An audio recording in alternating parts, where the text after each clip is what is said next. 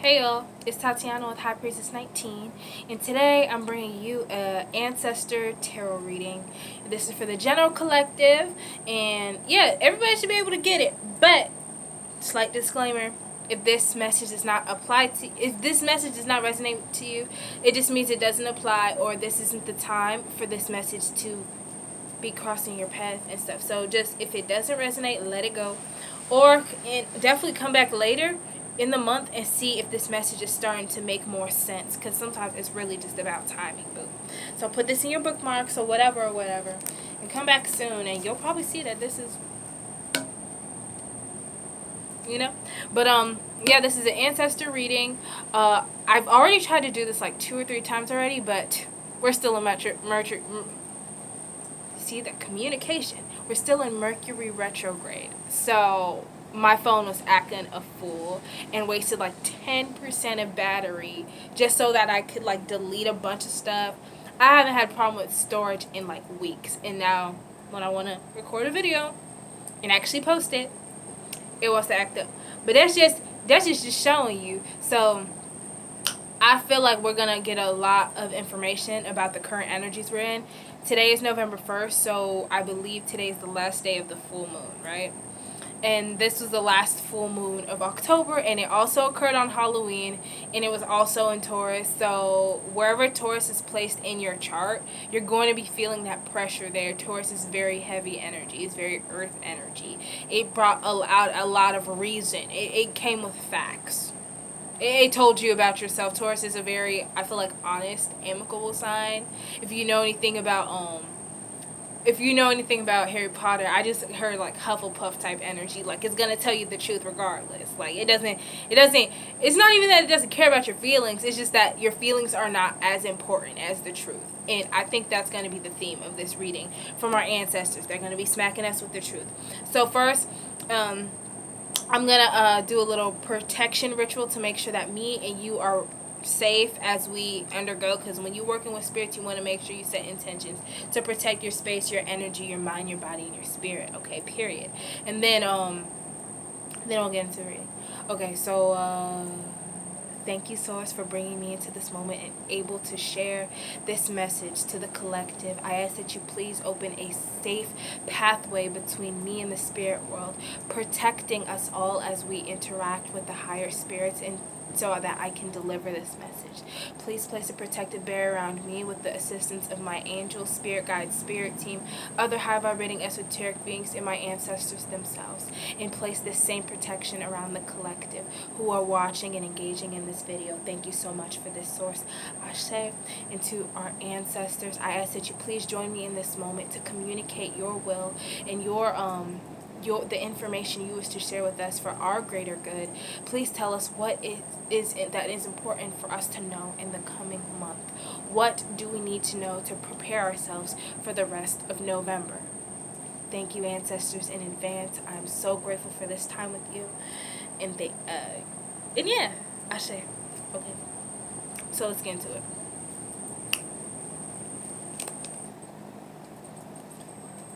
My card. Okay, so we're just going to get into the core energy right quick.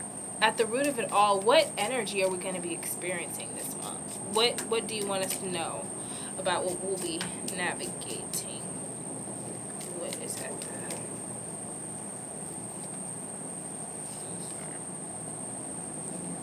Okay. Wait, what?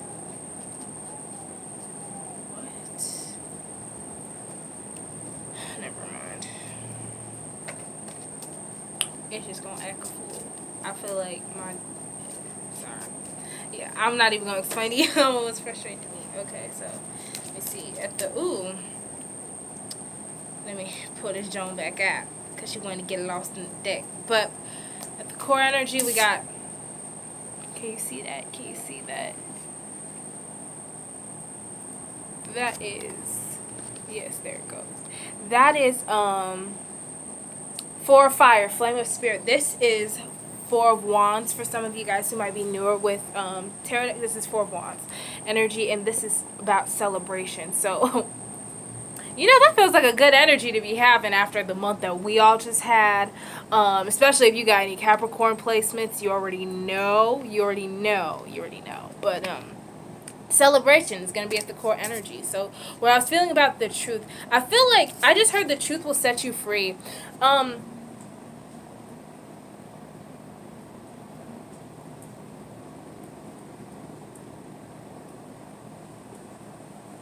Okay, I heard enlightenment. And when I say I heard, this is, I'm clairaudient, so sometimes I just pick up messages through my ear. So anytime I say I hear, that just means like the message just popped into my ears, into my earbuds. I heard enlightenment, but I also, and a little something about ascension. But after that, I had heard live it up. Yeah, celebration. There was something else and I missed it, but if I forgot it, then it can't, and then it's probably not that big a deal. But like as you can see here, look at the colors in here. So like I said, the truth will set you free. I feel like this is building a structure and a new way of living, but based in honesty. Like this last paradigm that we're living, the last several hundred years on Earth, have been false. We were in the age of Pisces. I am a Pisces, but on the shadowy aspect of Pisces, it could be naivety, it could be secrecy, it can be deceit, right? So I feel like this is officially as a collective going into that transition of where we personally do not exhibit that energy, where we know that our power is in our truth and not that the truth has power over us. Being able to step into who we are honestly in a way that is comfortable but also empowering, and celebrating that, being with people who celebrate us. I feel like this is going to be a big month for people who are members of the LGBTQ community. I'm just getting that. And finding like people who you're allowed to be yourself around. Finding people, sorry, I'm at the beach and you might have saw that. It's like mosquitoes and stuff, but we still going to get this message out. I don't care what energies are trying to interfere. You feel me? But I feel like this is like really important for people who are in marginalized communities. Just finding people who you're allowed to celebrate yourself with, and just figuring out who can I be happy around? Because a lot of times when you may have tried to step into this truth right here, you see how it's covered in the shadow, how like the truth is kind of being a barrier between like the light and this dark energy. It's like when you have tried to live in your purpose or live in your truth, live with love, these negative energies around you, they just weren't having it. Like they were putting false truths on you. No one is able to do that. No one can live like that and be happy. But in reality, they were the ones who are making it so, if that makes sense. So this could be, don't want to. Well, I just heard an analogy like with the mother. So it's like she's like, oh yeah, I just heard an analogy with the mother. Like, okay, I accept you. Like, I accept you for being queer. I accept you for being like a lesbian, but no one else will. You're not gonna be able to build a happy life that way. So it's better if you just keep it to yourself. This is something that shouldn't be talked about. I felt like, and I feel like there was fear, but instead now this fear has become passion. Passion for what it is that you are. Passion for expressing yourself truthfully and honestly. So that's what we got at the core energy. I've never read that card like that, so that's interesting. I want to know whose energy am I aligning with, like, to be hearing that. So, okay, so let's get the next card. Oop, there it is. Ooh. We got the challenge. I hear regretful decisions. I feel like this might be doubling back on decisions, like things that you may have thought you were dead. Because a lot of times the swords, you, like, think about it like, well, this is two of wind, right? But with sword energy, you think about cutting people off. You think about things not being in alignment with who you are anymore and needing to dead it. You know, you think about, oh my goodness, I hope this thing doesn't die. I'm just going to have to turn the battery low. Bro, man, this is ridiculous. Like Mercury, like I charge this thing up to 20-something%. Then we're just going to have to keep this short because, but think about like, I'm sorry. And you see, like, the moon is here behind, like, the intersecting swords. I feel like this has heavily to do with the moon. I feel like it might have flipped your perspective on a lot of things, but it might be coming a gradual return to what you know to be true. Like, what is it that makes you feel powerful? What is it that strikes your confidence? But what is it that makes you feel like yourself? You know? So I feel like the challenge here might be making decisions that are not just, that aren't based out of practicality or not based out of need, but based out of a place of belief, even in these times where we're trying to converge between, and converge I mean combine elements of spiritual belief with also practicality. So there's that. I want to get more into it, but I feel like this phone is about to die really soon. Sorry about that, guys. Jeez Louise. Oop. And underlying energy, we got the 9 of Wind. The screen. Every time I think about this, I think of distortion. I think of the media in distorting the truth. And since truth is the core of this, I feel like underlying energy here, the shadowy aspect, maybe you had an unrealistic expectation. I don't want to see unrealistic. I want to say a distorted idea of what something was going to be like. Whatever this major turn is, whatever this decision that made you like double back or have to look through again, maybe I feel like there's something was really skewing your perspective, and it was probably media influence. This could be like wanting to change your style, not because you were more comfortable in these new types of clothes, but you wanted to be perceived a certain way, and this is how you were told you needed to achieve that. I feel like that might resonate with some of you. But then just finding out, like, when you got there, you're like, I'm not operating the same. I'm not comfortable. I'm not able to effectively navigate the world. Like, this isn't what they said it was going to be. I already feel worse. And that underlying energy being like, okay, so you realize that the truth is relative. Truth is relative. What applies to someone doesn't always apply to you. So making these decisions based on what other people's truths are is never going to get you to where you need to go. Because those are two different places for two different people. Like, the time of one size fits all is like over. I heard that like a day ago or something, but that's popping up now. But like, the time of it, like, life and ideas and ways of doing things being one size fits all, it's really over, because we are different. We have different experiences, different gifts, different purposes on this planet. How are you going to tell me that I have to do what you did to do something, to accomplish something completely different? Don't even get me started. But ooh. Okay. In the past energy, we got recognition in reverse. So what I'm getting here, it's like, I feel like this is like, why are they sleeping on me? Like, they're like, why am I so slept on? Like, that kind of energy, like feeling like no one was recognizing this, what you were doing with this thing that you're going to be so proud of in the next month. This, whether that's just who you are as a person, like if for some of you you might be coming out, or whether it's just what you look like, or whether it's like your hair texture, like just feeling like, oh, in the past no one's ever given me my due respects for this.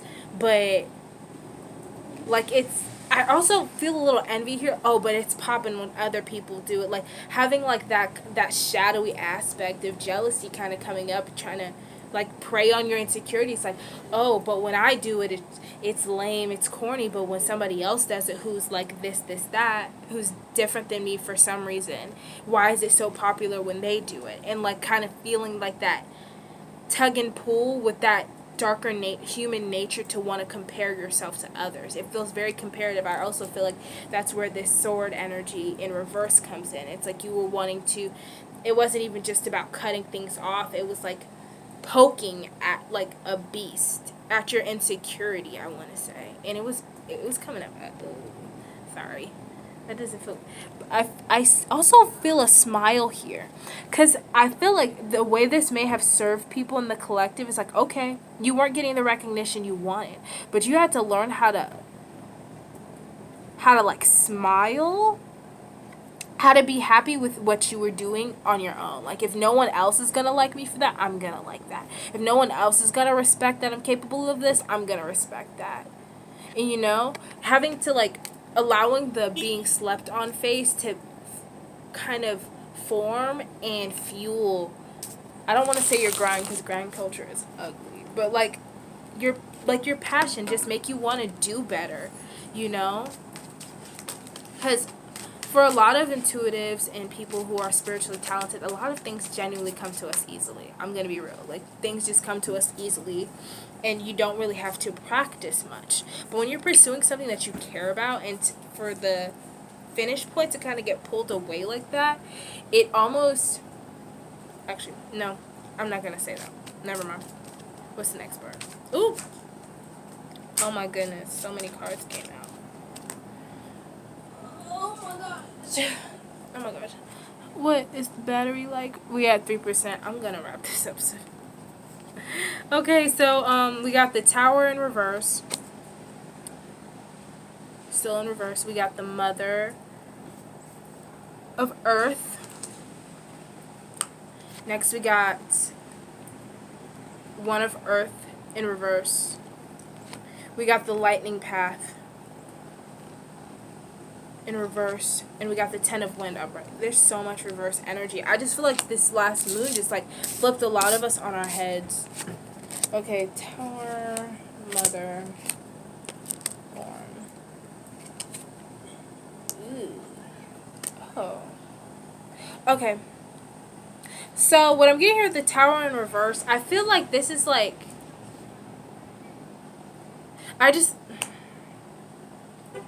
yes, it's like the world is ending all around you, right? And for a while, you may have been unaffected. Like, I feel like, I'm trying to paint a picture here. It's like the world was crumbling all around you. Like, other people's ideas of what's real, what's fake, what matters, those are all being tested. And from their turmoil and, like, from the chaos that's being created by these fracturing structures, these things that were so unstable, that were built on unstable grounds, right? From all of that, the residual dust kind of felt like a clap back at those of us who kind of already went through that energy. Because may I draw your attention to this? Feels like this feels like we've been through this before, right? Those of us in the spiritual community, if you've been here for a while, you may have felt like maybe towards like March time, when we first went into when the pandemic like kind of first hit, you may have felt this energy that like things were crumbling, and you saw it for what it was, right? You've been dealing with that, but now this is like almost like another wave of that energy hitting the broader collective. And the way that they're handling that energy, and the way that they're channeling it and redirecting it and projecting their feelings onto others, it's creating so much more tower energy. But it's not even from you, it's not even yours, it's all around you, right? But I feel like that with this Mother Earth energy, it's like it's needing to understand that regardless of what other people got going on, I'm gonna bring this up again so you can feel like this. She fills her own cup. She handles her own business. Like, her stability is built literally on what she's able to give herself. And like, I feel like this has come to show you, like, in which ways may you be relying on others.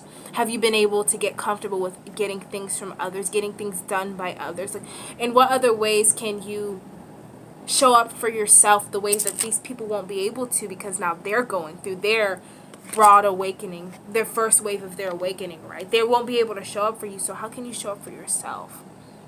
Because I think that's really what the collective's being asked to do. Leave it alone. Okay, leave it alone. They're gonna be bugging. I just want to let y'all know that these energies around you, they're gonna be bugging. Like, you see, they're gonna be bugging. And like, we got this One of Form, because yes, and I think it was also supposed to show a reflection of what do we have in terms of stability that can't be shaken by others. This put a real big test to your foundations, but as hard as it was, I think it may have shown a lot of people that there's a lot of strength. You have a lot of strength. There's a lot of things that there's a lot of ways in which you've already handled your business. And this energy was kind of snapping you into getting those couple details together. Whether you liked it or not, like, it might have been really difficult and uncomfortable and unfortunate, but like, you were getting it together regardless, you know? And then, yeah, but like, these people were reflecting to you either your weaknesses or your strengths and helping you to see them a little bit more clearly. But now is not the time to internalize what they have going on. Just kind of take what resonates and then leave the rest, like I said with this reading. It's like universal law, babe. And this is the lightning path in reverse. Usually when the lightning path is upright, I think of like being spun around until you finally accomplish a goal, finally get that sword in the ground, finally get that idea grounded in reality, right? But from here, I feel like this was about like, okay, your thoughts are not going to be able to like stand up, like how your thoughts are affected by your immediate reality. How much does reality have an impact on your worldview, on the way you move, you know, because it's a two-way street. Like, yes, our thoughts create our reality, but so often our reality impacts the way that we think. So how are certain parts of your reality, certain parts, whether that be your environment, your relationships, your bank statements, boo, how are they affecting your thoughts? And how much power do they have over your thoughts? And I think that was the positive outcome. You were able to see, like, okay, when things aren't good in this area, it actually really throws me off my rocker. I'm going to need to come in here, and I'm also going to need to get less reliant on either that space, that energy, or just distance myself from it. And then we got 10 of Wind, the Way of the Cross. And this one came up outright, right? Every time I think of this card, I think Soviet Union, no cap. But it has a lot of red in there, a lot of root chakra energy, which is also about grounding, which is also about fear, anger, anxiety, but it could also be passion. It could also be ferocity. It could also be protection energy. Think Shango. Think Shango the Orisha. Especially after we just got lightning. Shango is the Orisha of lightning and passion and things of the sort from the masculine perspective. So with this 10 of Wind, I feel like this is being able, seeing what you were like in fear. And I feel like this brought a lot of fears to the surface that you may have been, like, you had to face like a major fear and see it for what it was. And like, so this is not just the fear that was being projected onto you. This is having to see a major fear of your own for what it was in darkness and in how it was impacting your sense of power. Maybe it was making you feel powerless, like you needed to be a part of a structure like this. I feel like you may have been forced into certain dynamics that weren't serving you for the need of structure because you wanted stability, not realizing that this stability came in exchange of your peace. But the Way of the Cross, it also speaks to like purpose. How you see how that yellow is the color of the ego, the solar plexus, that purpose. So, I just got dizzy. Dang. Yeah, this video is about to end soon. The Way of the Cross of your purpose. So I'm gonna close this out now. But the final card we got out, that this is the positive of what we've been incurring. This is what your ancestors want you to know. Everything that scared you, it was also your fuel to live in a way that isn't impacted by fear, making decisions that weren't based in fear, but the decisions that were based on who you want to be, the idealized version of yourself, and aligning with that.